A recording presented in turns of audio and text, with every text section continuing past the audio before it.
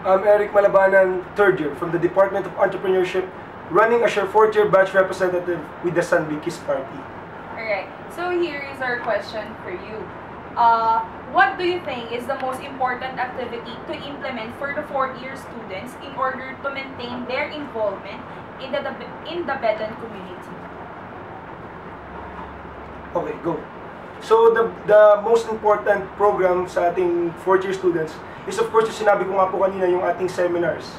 Dalawa po yan, dalawang types of seminars. First is yung thesis seminars na tutulong sa mga estudyante, especially sa mga gumagawa ng thesis.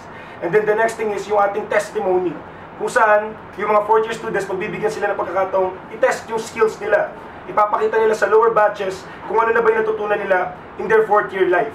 So yun, towards the corporate world. And then yung aking makabagong platforms is yung career chest box. Isa yung mga raming drawers na kung saan ilalagay na lang po ng mga fourth year yung applications forms nila and resumes. At kami na po sa Student Council ang bahala magpadala nun sa mga respective companies na in-include po namin doon. And lastly, syempre, hindi naman po laging puro aral tayo sa fourth year. Nandiyan din ang entertainment.